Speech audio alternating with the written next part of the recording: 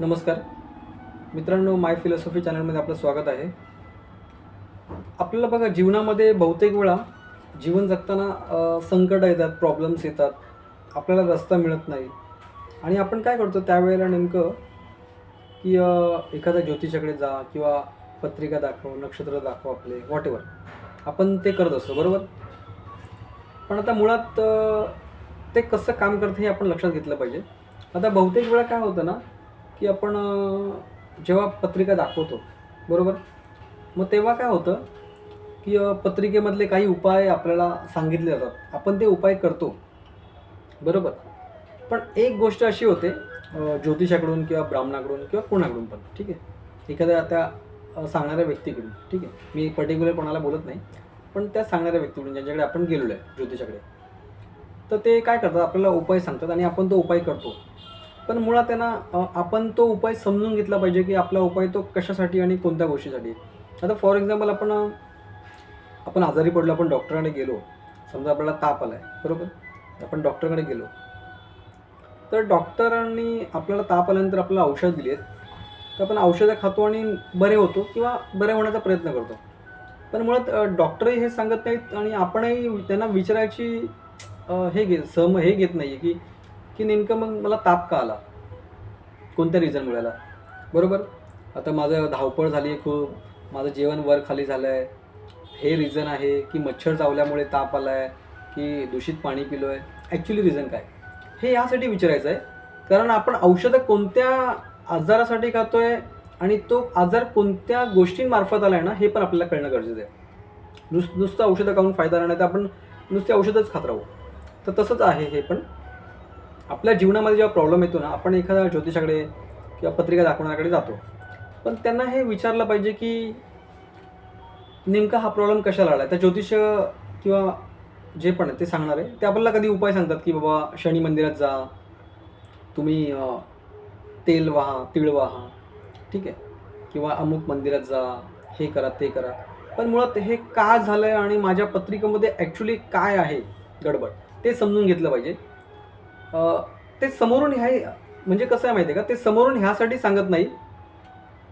आता समजा for example की एखादा ग्रह तुमच्या पत्रिकेमध्ये आहे, उच्च स्थानी आहे, नीच स्थानी आहे, व्हॉटएव्हर, ते आपल्याला एवढं नॉलेज नाही त्यातलं. पण एक ते असं परिस्थिती त्यांना दिसते आणि मग ते आपल्याला काय करतात, एखादी रेमेडीज देतात, बरोबर. पण कधी कधी काय होतं ना, की ती रेमेडी करताना आपण मूळ विसरून, म्हणजे आपल्याला लक्षात येत नाही आपण रेमेडी का करतोय.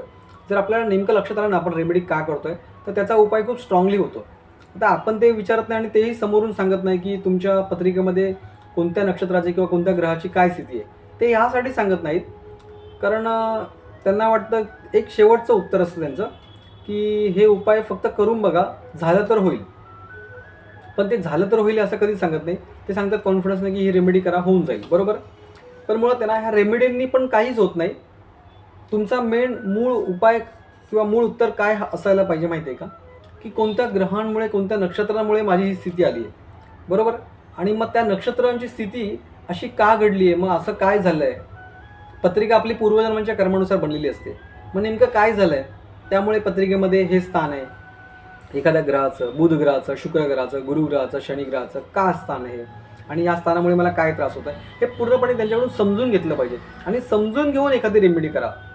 काय होतं ना, की शेवटी रेमेडी हे तुमचं उत्तर नाही आहे किंवा रेमेडी हा तुमचा शेवटचा उपाय नाही आहे. हे असं का घडलं हे समजून घेणं उपाय, म्हणजे ते तुम्ही नेक्स्ट टाईम तसं वागणार नाही आणि तसं घडणार नाही. लक्षात आलं का. कारण तेव्हाच तुमचे ग्रह तुमच्यावर खुश होतील. आता काय होतं की एखादा ग्रह आपला नाराज आहे, तो मागच्या जन्मांच्या चुकीच्या कर्मामुळे, पण ते कर्म कोणते हे पण समजून घेतलं पाहिजे. त्याच आपल्या ज्योतिषाकडून समजून घेतलं पाहिजे की नेमका हा माझा ग्रह उच्च आहे, नीच आहे, मग हे का घडतं, मग याच्यामुळे काय इफेक्ट होतात आणि हे का घडलं आहे, असा स्थिती काय, हे समजून घेतलेल्या ज्योतिषाकडे तुम्ही जा, जो तुमची ही उत्तरं देऊ शकेल. आणि नुसती रेमेडी न करता त्यांच्याकडून हे समजून घ्या नेमकं हे का चाललं आहे. हे समजल्यामुळे बेनिफिट काय होईल ना, की तुम्ही आत्ताच्या चालू वर्तमान जीवनामध्ये ना त्या चुका करणार नाहीत आणि तुमचे पुढचे येणारे दिवस सुखकर होतील, ते ग्रह खराब होणार नाहीत आणि तुमची रेमेडी ही परफेक्ट वर्क होईल. कसं आहे की एखादा ज्योतिषी किंवा एखादा व्यक्ती आपल्याला सांगतो की ही रेमेडी कर आणि आपण ती रेमेडी करतो, पण त्याच ग्रहाचा कारक काही गोष्टी असतात किंवा समजा गरिबांना तुम्ही त्रास देऊ नका, हे करू नका. पण तुमचा जॉबच समजा असं असेल की ज्या जॉबमुळे तुम्हाला गरिबांना त्रास द्यावा लागतो किंवा तुम्ही दुष्ट प्रवृत्तीचे असाल आणि तुम्ही गरिबांना त्रास देताय, तर ती रेमेडी करून पण तुम्हाला वर्कच होणार नाही. कारण एका साईडने तुम्ही रेमेडी करताय, पण त्या गुरुजींना माहीत नाही आहे तुम्हाला त्यांनी रेमेडी सांगितली, पण तुमचं दिवसभराचं काम काय, बरोबर? तुम्ही त्यांच्या अपोजिट काम करताय. मग त्यामुळे रेमेडी पण तशी वर्क होत नाही. मुळात रेमेडी कोणतीच वर्क होत नाही. पण अशा स्थितीमध्ये जी थोडीफार रेमेडी वर्क होणार आहे ती पण होत नाही आहे. मग नेमकं काय केलं पाहिजे? आपले स्टार असे का आहेत?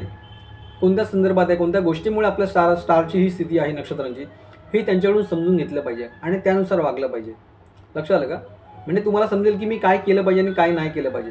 आणि मग अशा स्थितीमध्ये ना, एकतर मी असं म्हणेन की प्रत्येक रेमेडी वर्क होईल किंवा रेमेडी हा विषय सोडून द्या. मी कधी रेमेडीवर विश्वास ठेवत नाही. पण अशा स्थितीमध्ये आपल्याला समजेल की आता मी काय केलं पाहिजे आणि काय नाही केलं पाहिजे, बरोबर? आणि अशा स्थितीमध्ये ना मनुष्य चुका फार कमी करतो, म्हणजे चुका करतच नाही, बरोबर? जेव्हा त्याला समजतं की मला काय करायचं आहे, कसं वागायचं आहे. कारण असं केल्यामुळे माझ्या ग्रहांची ही स्थिती आहे, बरोबर? आणि मग त्यांना त्याच्या कर्माची चांगली फळं मिळणारच आहेत नंतर. लक्षात आलं का? त्यामुळे तुम्ही कोणत्याही ज्योतिषाकडे, ब्राह्मणाकडे जाताना त्यांच्याकडून नीट अभ्यास करून घ्या, त्यांच्याकडून समजून घ्या आणि अशाच लोकांकडे जा जे तुमच्या प्रश्नांना उत्तरं देऊ शकतील. जस्ट तुम्ही जाताय आणि तुम्हाला सांगितलं हे उपाय करा आणि तुम्ही उपाय करत सुटलात, तर तसं करू नका. तुमच्या जीवनाचे प्रॉब्लेम तात्पुरते सॉल्व्ह होतील आणि पुन्हा क्रिएट होतील आणि 100% क्रिएट होणार. कारण तुम्हाला माहितीच नाही की तुम्ही उपाय कशावर केलेला आहे. आलं का लक्षात? त्यामुळे आजचा व्हिडिओ बनवायचा हाच पर्पज आहे की आपण जेव्हा आपले प्रॉब्लेम सॉल्व्ह करायला ज्योतिषाकडे किंवा गुरुजीकडे जातो, मग त्यांच्याकडून आपण नीट समजून घेतलं पाहिजे की माझे हे स्टार, हे नक्षत्र कोणत्या रिझन्समुळे खराब आहेत, कोणत्या कारणामुळे खराब आहेत आणि मग ते चुका ह्या प्रेझेंट जीवनामध्ये आपल्याला करायच्या नाही, चालू वर्तमान काळामध्ये. आणि मेन करून देवावर श्रद्धा ठेवूनच हे उपाय करा, जे ते सांगतील ते तुम्हाला बेनिफिट होईल नक्कीच. पण चुका न करता, ठीक आहे? अभ्यास करून, हे एक लक्षात घ्या, ठीक आहे? खुश राहा, काळजी घ्या.